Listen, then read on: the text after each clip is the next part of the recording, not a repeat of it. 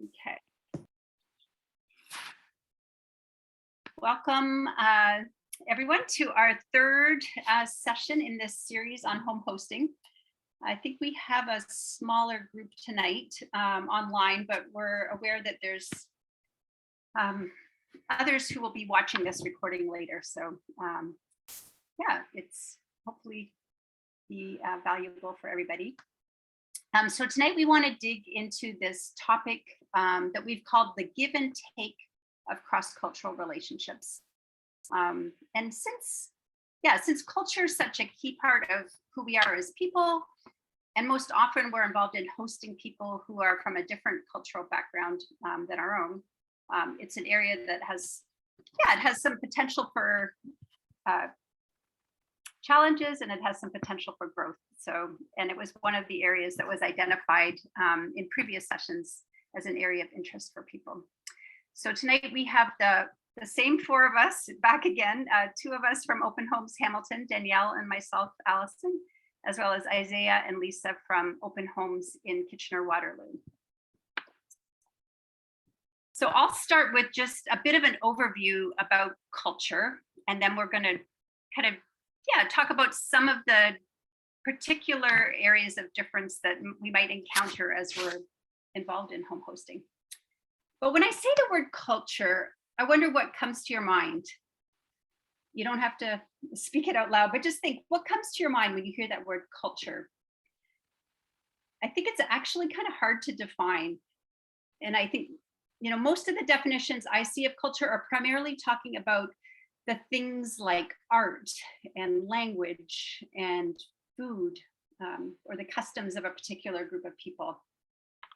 But I once heard a definition that I really liked, and it defined culture as the collective programming of the mind that distinguishes one group of people from another.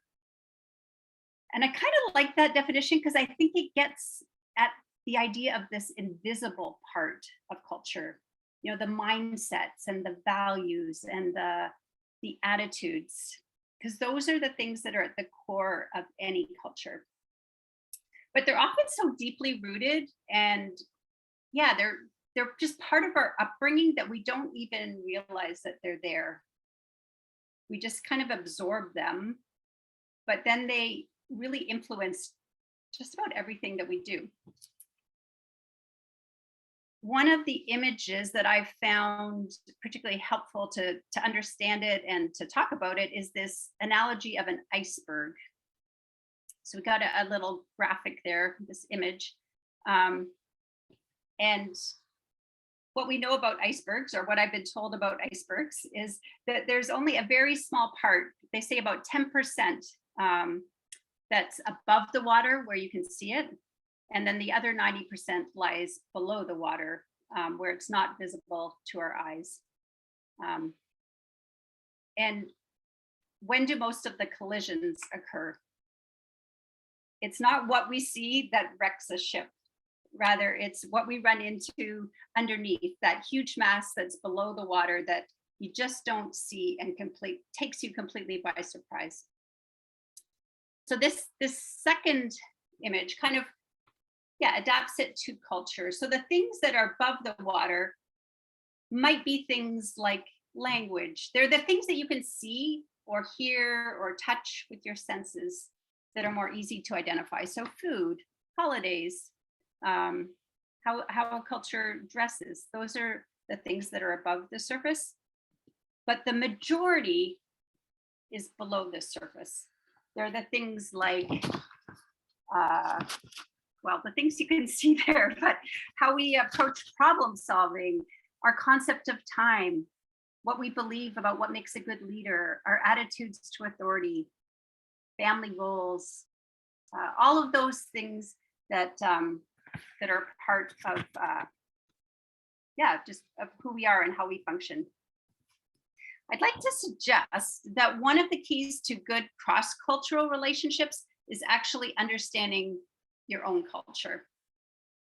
Sometimes we make the mistake of thinking that the way we do things and the way we view the world is just normal. And we don't recognize that we actually have a culture too.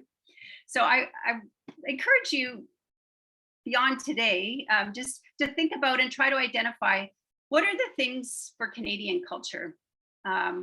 Particularly, what are those things that lie beneath the surface? The things that we might applaud about our culture when we're talking about Canadian culture. What are the things that we applaud? What are the things that others see when they look at Canadian culture? We might come up with a list that looks a bit like this one. It's a group that another group created when we went through this exercise, but some of the things we can't see but might characterize Canadian culture are things like privacy being a high value. And we are an informal culture. Punctuality is high. We're known to be tolerant. We have a flat power structure. People say we're nice, but we often have an inferiority complex. You probably have your own things that you would add to that list. But I think it is a really part of forming healthy relationships with someone from a different cultural background, is understanding that so much of what we think is right and just common sense is actually not always common. It's not always shared with others, but rather particular and unique to our culture. And there might be some very good reasons why those came to be, but they're not universal. And so we need to recognize that people from other cultures have developed other ways that work for them. So becoming more aware of our own culture is a really great starting point. But I also want to say that if you're going to be hosting someone from, say, Syria or Colombia or the Ukraine, that there is also value in learning some specifics about that culture as you prepare to host them. Yet it's impossible to learn about all of the different cultures in the world. So what we'll talk a bit about today is the value of having a posture of curiosity about culture, and also this idea of working towards developing what some would call cultural intelligence, just being sensitive to the cultural differences around us and how we can adapt to relate well. That will really serve us well as we try to build cross-cultural relationships in our hosting context. Danielle. So we're going to start off by talking about, surprise, surprise, hospitality, and the way that our culture views hospitality often. When I say our culture, I mean Canadian culture. Because it turns out that we actually have a lot to learn from other cultures about hospitality, which may not be a surprise to those of you who have tuned in on this call. The West used to have more culturally ingrained practices of hospitality, but we've largely lost them, which Isaiah is going to talk about in a moment. And now we're in the process of recovering them. There are movements here and there to do some of that, and open homes, both in Hamilton and KW, is part of that, trying to recover things that we used to know about opening our homes in service of others. So we enter this discussion and we want to acknowledge that as learners. And I want to share a little story to illustrate this. I lived in Mali, West Africa, for a year, and I lived with a host family. And they really enfolded me. They called me their daughter. They still do, even though I left there 10 years ago. They pray for me consistently, which in my tradition means a lot. They ask about my family. They give greetings to people that they met one time. They've just really enfolded me into their social circle. And when I express amazement at this, because it's not something I'm very familiar with in Canadian culture, they talk about how their culture formed them to do this. In Malian culture and in Nigerian culture, in various parts of West Africa, it's very common if, say, for example, a child from the village or an adolescent from the village goes into the city for learning, for college, that a family there will take them in, and that family may be related to them. Sorry if you can hear my dog scratching. that family may be related to them, or it may just be kind of a friend of a friend, but there's this tradition. And then that person is not just kind of like taken in for a season, but there's a way in which that person becomes part of the family. And so they explained to me, we're just doing what we do.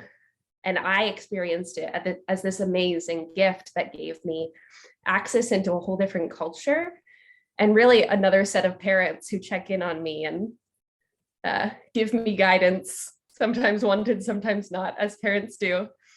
So that's just one example, and I'm sure others on the call have other examples of times that they were enfolded by somebody from a different culture who was just kind of living out the way their culture does things. And it's a beautiful thing that we have a lot to learn from. So I'll hand it over to Isaiah to share a little bit more about that history of hospitality in the West. Thank you, Danielle. In the beginning was hospitality. Hospitality is deeply rooted in many cultures around the world, going back centuries and millennia. It's often seen as a sacred act, as many of these cultures have old legends that in welcoming the stranger, one welcomes the divine. But as many of us on this webinar may realize, there's something different about Western culture. That is, cultures that have historically been European and Christian. Why? Are we imagining something here? Or are Western cultures measurably less hospitable than other cultures? And if so, why is this the case? In the beginning was hospitality. Many early Western cultures, such as the Jewish culture or the Greeks, had strong, personal, household-based practices of hospitality, practices similar to what Danielle was just talking about and which we see around the world today. So what happened? Where did all this hospitality go? The story of the loss of hospitality in the West is a story of what happens when you go too far. There is a saying among pharmacists: the more powerful the drug, the more powerful the side effect. We all have had experiences, personal or observed, of taking some pill for some sickness and then a negative side effect happening as a result. We know personally that the more powerful the drug, the more powerful the side effect. In this case, the powerful drug that Western cultures took was the Christian message. And the powerful unintended side effect was the disappearance of personal hospitality. Let me explain. Christians understand themselves as followers of Jesus. And Jesus taught radical things like love your enemy and love the poor. That is, love people who won't or can't love you back. He also taught his followers that whatever we have done for the least of these, we have done for him. So as early Christianity spread throughout the Roman Empire, Christian families started the practice of what was called Christ rooms, having an extra room in their home set aside to practice hospitality for the stranger or for the poor. In this way, Christians built on already existing practices of personal hospitality. In some places, they revived it. In other places, they deepened and radicalized this. Because in the past, hospitality often included an element of reciprocity. As Danielle was sharing, home-based hospitality establishes a relationship, one where the guest was expected in some way in the future to return the favor. In practice, this often meant hospitality degenerated, where people were offering hospitality only to those of the same status, economically or politically, or the same culture as them. That is, they were only offering hospitality to those who they knew would repay it. So in this way, Christianity became a revival movement, a hospitality revival movement. Hospitality for all, not just people like you, and not just for the rich. Christ rooms spread throughout the Roman Empire like yeast making its way through dough. And then came a crisis. The Roman Empire's long emergency. It was about the year 380. Like today, around the world, the Roman Empire was facing a kind of refugee crisis. People without homes were coming into major cities like Rome by the thousands. And the empire did not have a tradition of housing people. Shelters like we would have today were non-existent. So the empire went to the church, they went to the Christian community and said, you have this tradition of caring for people like this. If we gave you money, can you sort this out? The Christians said, okay, and created with the money the world's first homeless shelters. In Greek, these were called xenodulcia, which means houses for foreigners. These were the world's first institutions of hospitality, which was a powerful side effect of this powerful hospitality revival movement. In less than a century from this first institution of hospitality, more came into existence. The world's first hospitals, the world's first orphanages and old folks' homes, specialized institutions for specialized populations in need of hospitality. This was the beginning of the institutionalization of hospitality in Western culture, and the beginning of the end of personal home-based hospitality. Sometimes, although not always, institutions were able to serve more people more effectively. But we lost something. We lost the personal relationship. We lost home-based hospitality. This, in a nutshell, is why there's a big difference between Western cultures and non-Western cultures in the practice of hospitality.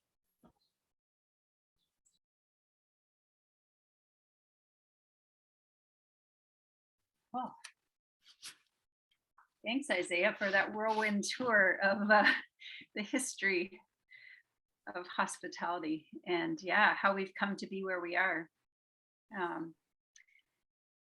And how we're kind of, taking some steps to maybe step back into some of that, the origins of our home-based hospitality here in Canada.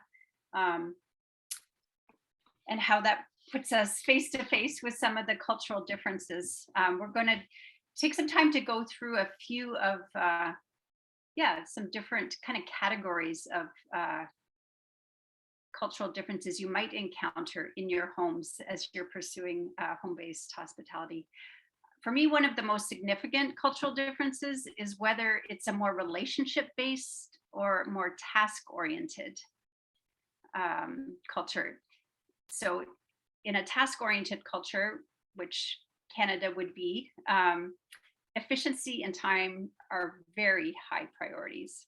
And we take them seriously. And it's really how we show respect for the other person. We don't want to take too much of their time.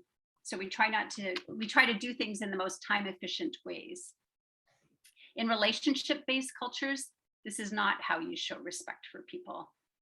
You don't dive into talking about business straight away. You take time to ask about their family and other personal conversation. Every phone call, every email, every text I get from a friend who's from a relationship-based culture, it will start, how is your family? What's your son doing now?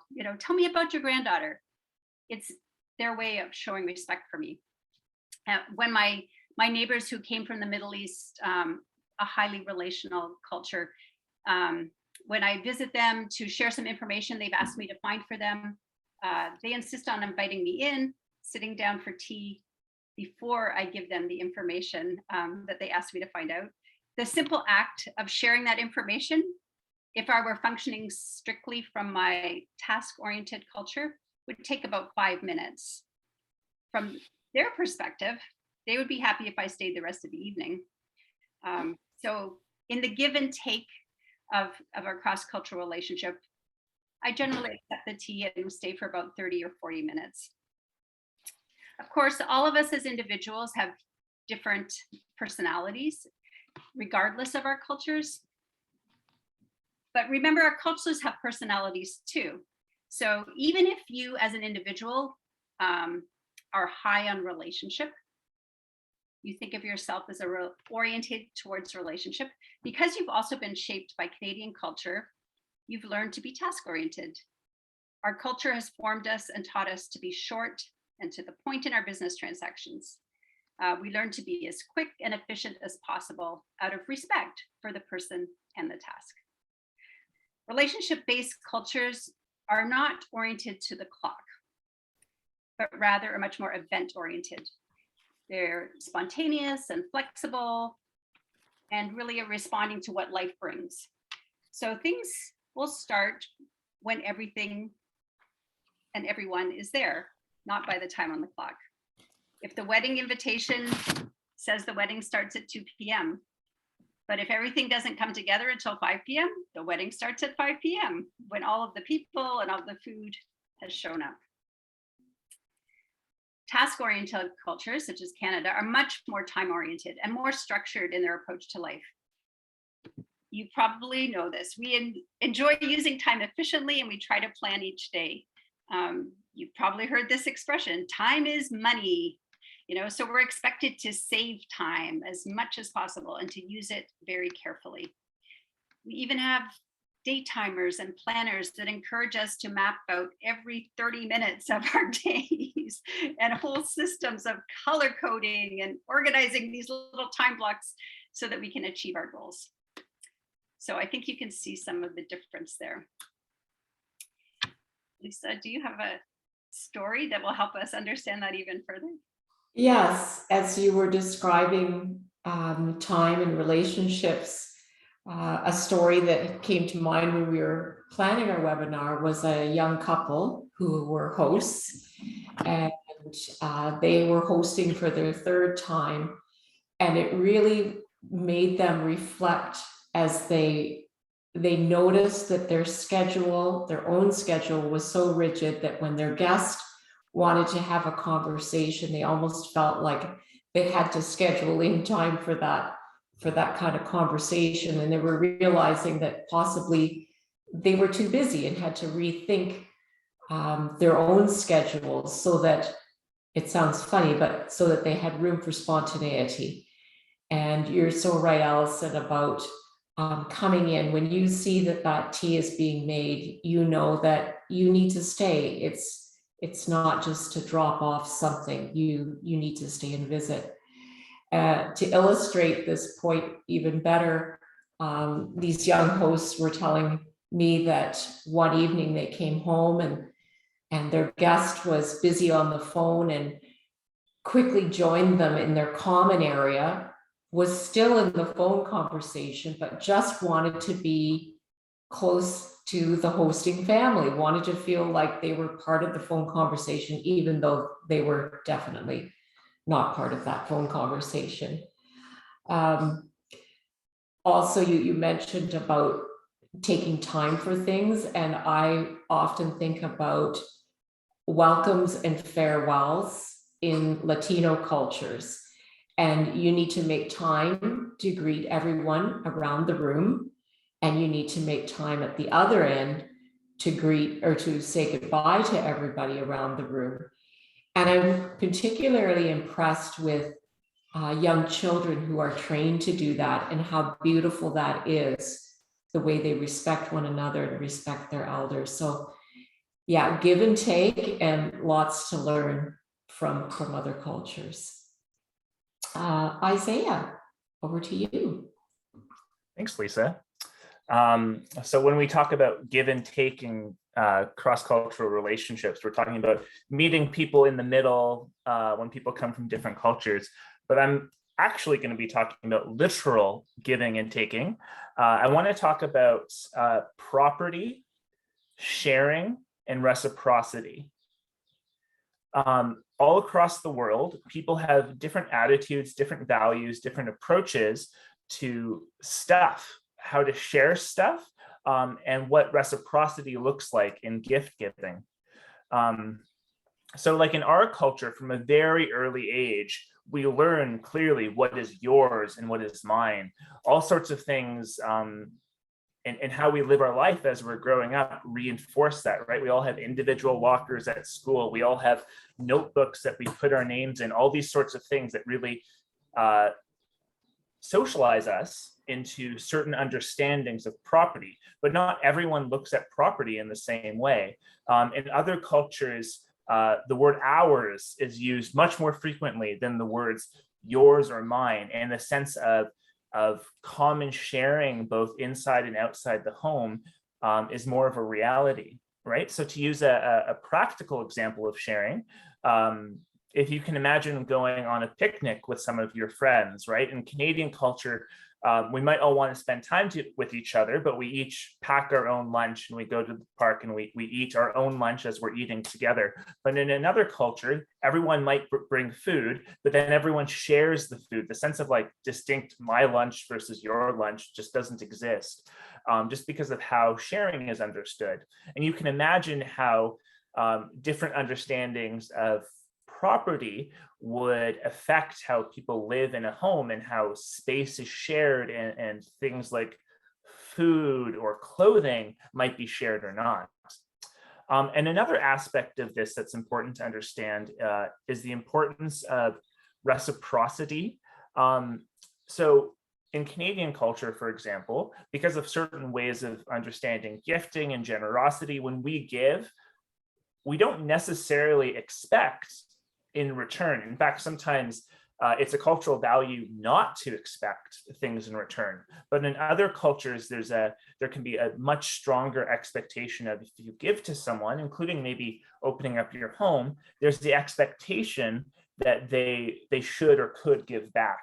And you can imagine in a hospitality situation, you, the Canadian, want to be really generous in opening up your home and sharing your things and sharing your time and that kind of thing. But that can create perhaps an expectation of payback in someone else's culture that feels really uncomfortable to them.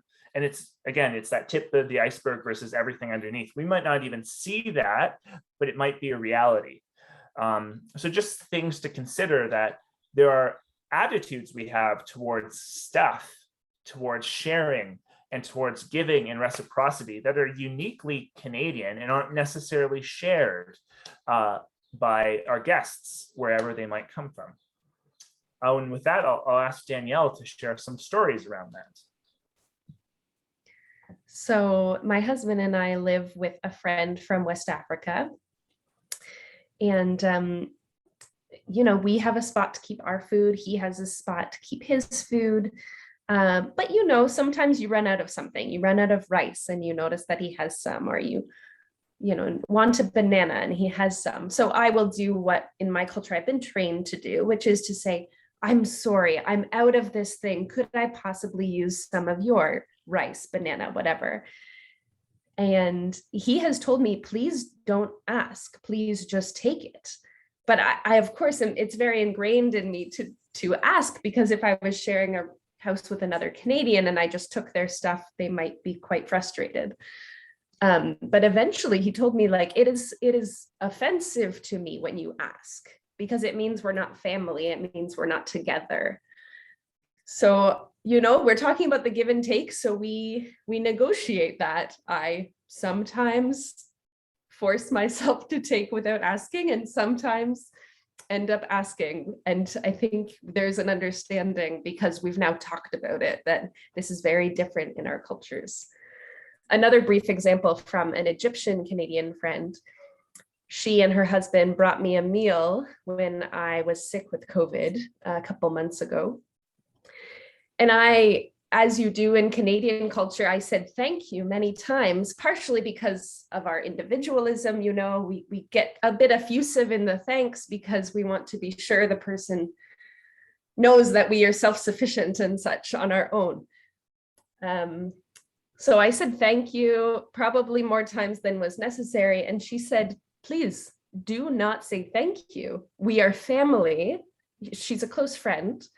She says, we're family. And therefore, when you thank me, it makes me feel like, oh, like, do I not have this expectation? Are we not bound together in this kinship relationship? So that was another time that I had to learn not to do what was ingrained in me from my culture. That's a perfect link again to talking about communication and that seemed to take a few tries for you, Danielle, to work out how that was understood. There's lots of things that you can say about communication. I'm just going to talk about a general rule of thumb that some cultures communicate in a more direct manner, and some communicate in a more indirect manner.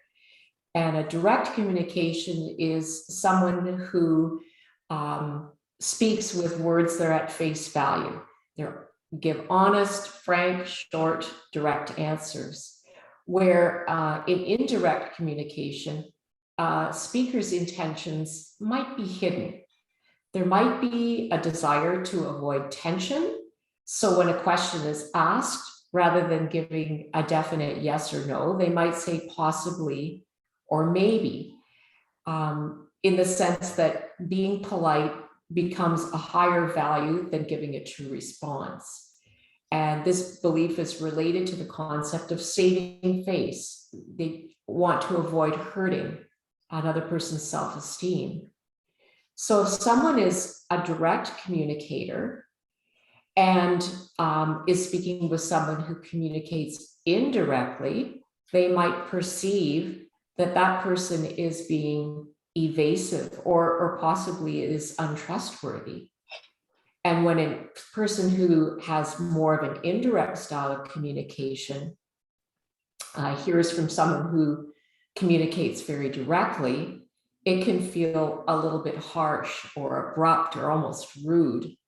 So being aware of those two styles, it doesn't necessarily have to be directly linked to a culture. Canadians can certainly communicate in either way, but just being aware of those styles helps you sort through what might be happening in a conversation. And then there's the obvious part of things where neither of you is operating in your first language when you're trying to communicate. And so Google Translate is lovely. It helps you to get facts across, but doesn't have any kind of nuance. And thankfully, in the midst of Google Translate, there can be lots of hilarious moments that help to diffuse those situations.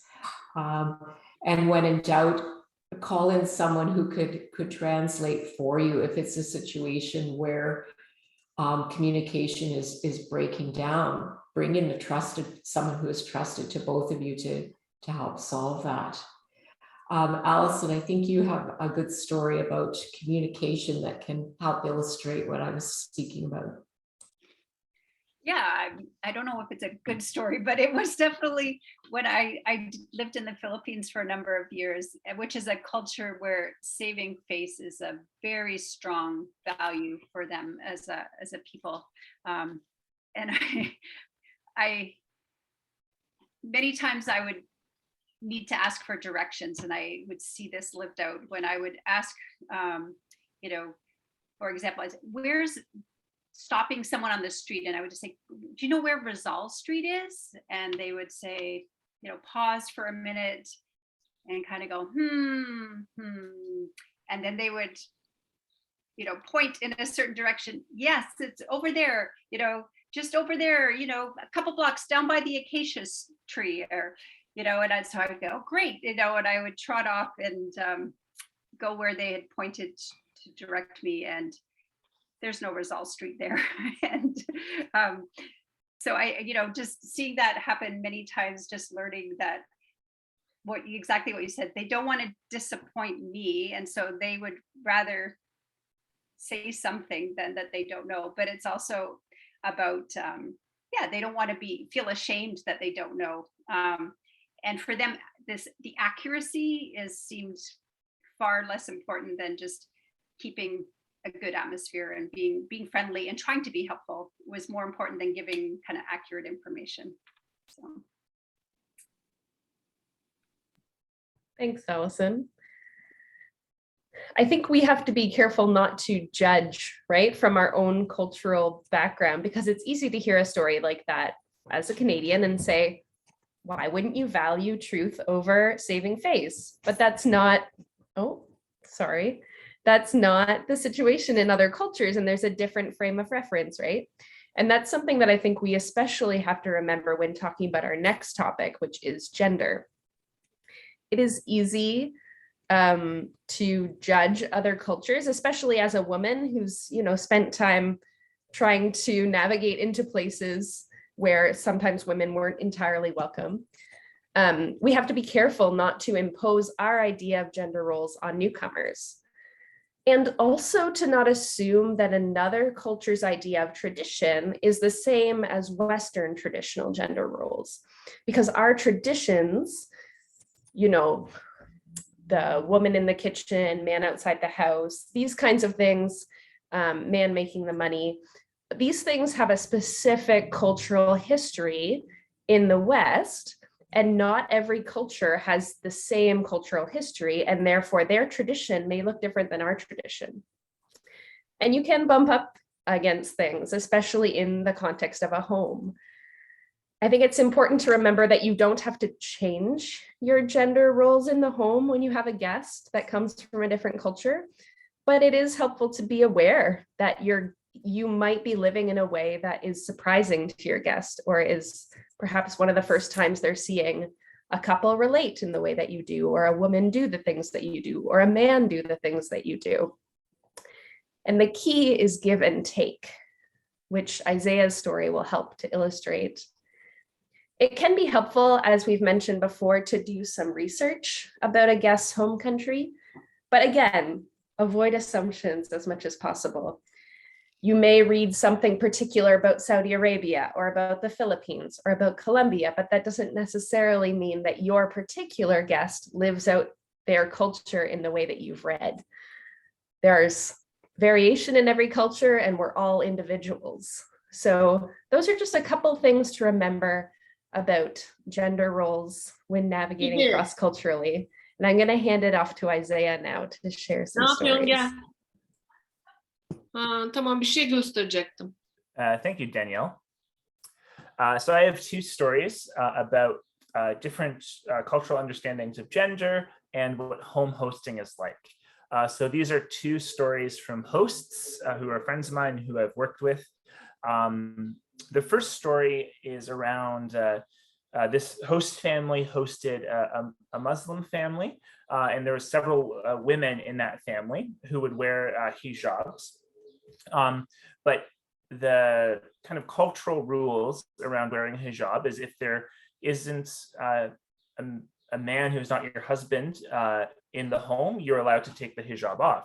And so my friend, who's a male, when he would come home, he would have to announce his presence. He would, I think, like open the door saying, "Hey, I'm here now," and then close the door and give time for his guests to actually put on their hijab again. I mean, this isn't really that costly. It may take like 5 minutes and a couple decibels louder than you're usually speaking. So it's not that costly, but it is a bit different. Like you might be used to just going into your own home, but in order to show hospitality in this situation, they accommodated the different understandings of gender and in this way. The second story is there was a family who was hosting a single mom with several children. And the single mom came from a culture where males were the disciplinarians. And so she wasn't disciplining her children. And she was hoping and expecting that the husband, one of the in the host couple, would do the disciplining for her. This can be awkward, right? Like you discipline your own kids, but disciplining someone else's kids, disciplining the kids of someone who's living in your home. And there was some cultural tension around that gender role. And it's interesting because I had heard this story and I reached out to this host family and I asked, well, how did this situation resolve? Because I knew this first part of the story and I thought this was a really good story. And they said, well, it didn't resolve. We recognized there was a tension there. We did the best that we could. And I mean, you do the best you can. There isn't a perfect answer. And even the idea of finding the perfect answer can be a very Western cultural idea. And so sometimes in situations like this, in the give and take of cross-cultural relationships and things like gender, there isn't like a firm answer. But within open homes, both in Kitchener, Waterloo, and Hamilton, that's part of the reason we try to do this as a community. If there's something that as a host, you're wondering what to do, you can reach out to the wider community for discernment. So I really appreciate those two stories. And I think they're excellent examples of what differences in gender roles can look like in a home hosting situation.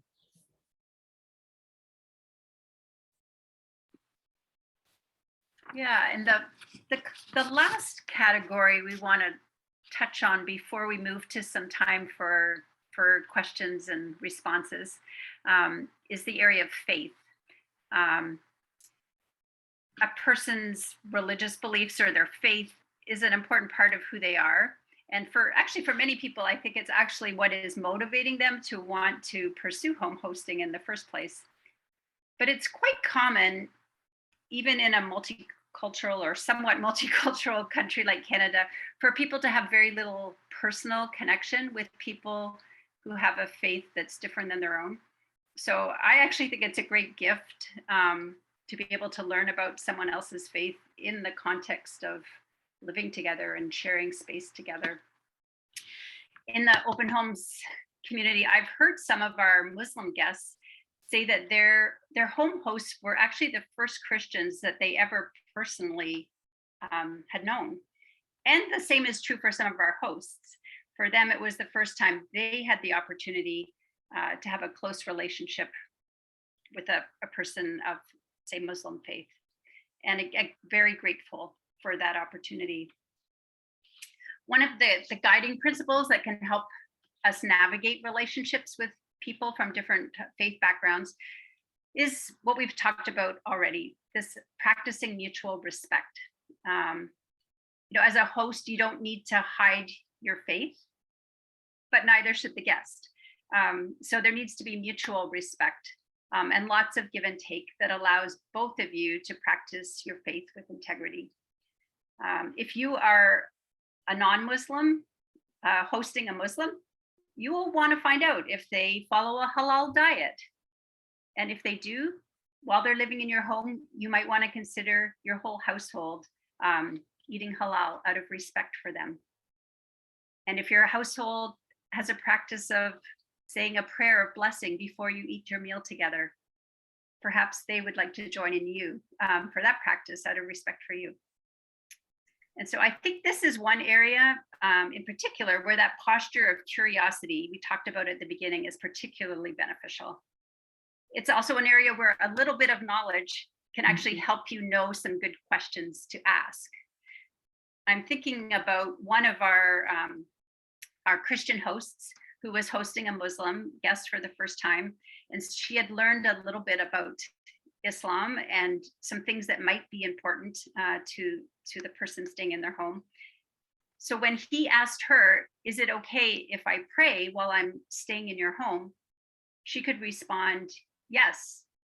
And then follow that up with, and do you have a prayer mat or can I help you find one? And so he felt deeply respected by those questions. And that has led to other meaningful conversations between them as they both get a chance to share their faith with one another. We had some hosts who had that exact experience, and it for them was also their first experience up close and very personal to host someone of the Muslim faith and her two children in their home. And the learning started in the kitchen because it was a shared kitchen experience. And this guest was explaining what it meant to eat in a halal way. And so there was learning that the hosts took on. And that just opened the door to some great conversations that led to both the hosts and the guests sharing about their own faith. And it wasn't just a one-time occurrence. It was a conversation that carried on throughout the time that she was living with them. Just a beautiful example of that mutual respect where they each felt comfortable in a safe environment in a home to share what they believed in, and they could learn from one another. Back to you, Danielle. That's beautiful, Lisa. Some of my best conversations about faith have been with Muslims, just because those are the people I've had contact with in these hosting environments. I'm sure they would be interesting with Hindu people or people of the Baha'i faith or what have you. But there's a beautiful give and take, and there's a lot more common ground than is often kind of the mainstream take on our religions and the relationships between them. So there's just a lot of rich discussion to be had if you're willing to go there and if your guest is willing to go there. I want to open up the floor to questions. If anybody has them, you're welcome to type them in the chat, either to everyone or direct them to me, Danielle, or you can even just unmute yourself if you have a question and we'd be happy to ask them, to answer them, sorry.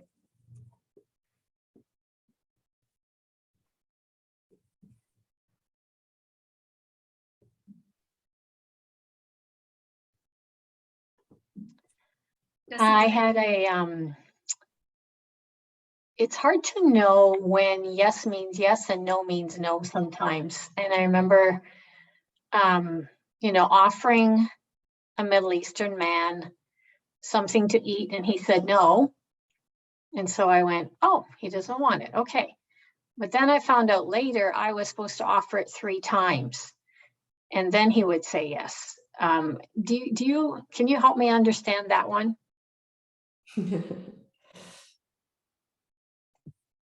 Has anybody had more experience with that than I have? The image that's coming to mind is the iceberg. You didn't see beneath the surface, and your ship hit it, and that, yeah. Well, and I mean, this is a little bit more higher level, but I think part of hosting is we don't always know everything, right? Like that, the underneath the water, there's a lot to that iceberg, and it's not necessarily possible to know everything. And that's part of the risk, I think, of hospitality, is we are opening ourselves up to the unknown. And I think that's part of the journey. And I think a reassuring thing to remember too is that, I mean, we in Open Homes Hamilton have welcomed about 70 people so far in the last 4 years. Open Homes KW has been doing this longer. And these errors happen, right? And most of the time there is grace and there is patience and there's understanding both ways to get through them, to get over them, to work it out. So it's not that we will not make mistakes. In fact, we should probably expect to make mistakes, but it's the way that we communicate and navigate that give and take after mistakes and learn from them. That's the really key lesson. I know I could certainly tell stories of the dozens and dozens of cross-cultural mistakes I've made. And yet I have friends from different cultures, you know. There is a lot of grace as well. Any other questions that came up for anybody? Perhaps building on Sharon's question or something entirely new? Or a story that you might have to share from your own experience.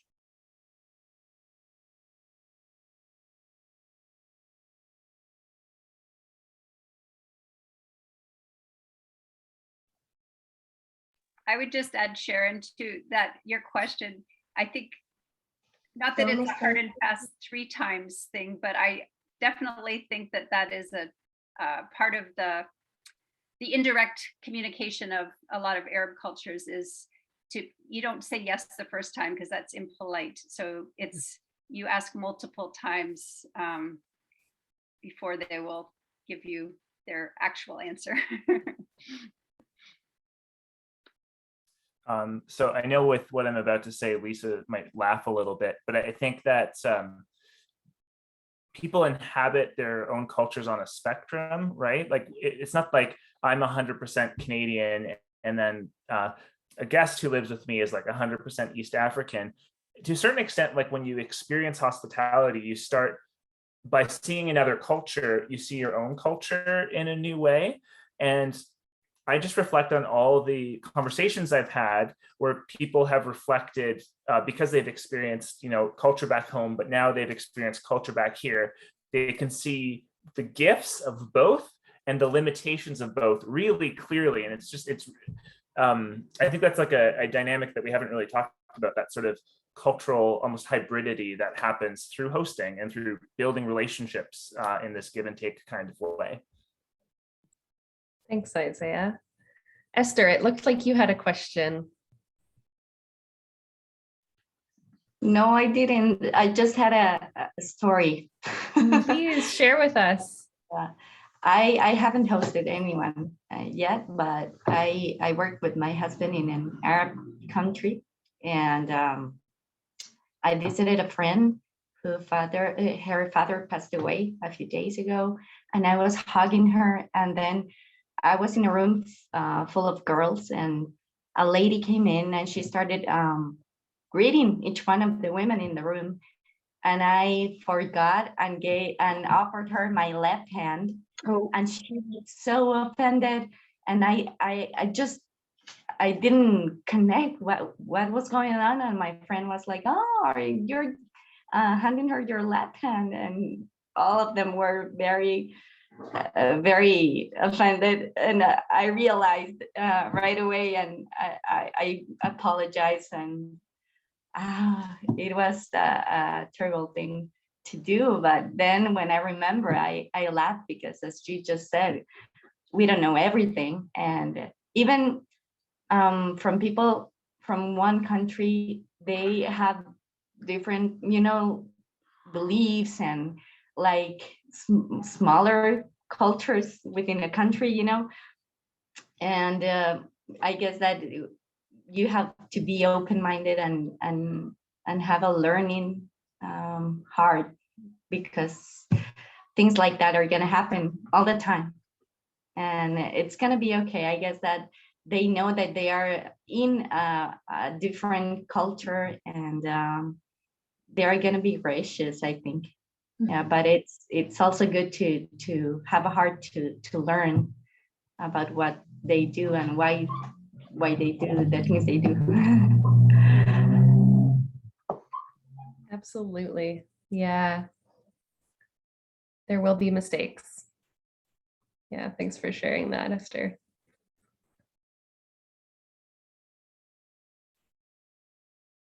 The background for those of you who might not be familiar with Arab cultures is that the left hand is considered unclean, and so it's insulting if you greet somebody with it, if you offer your left hand. And that can be true in other countries too, but the takeaway here is not to learn everything about every culture, but to be open and curious and to learn from your mistakes.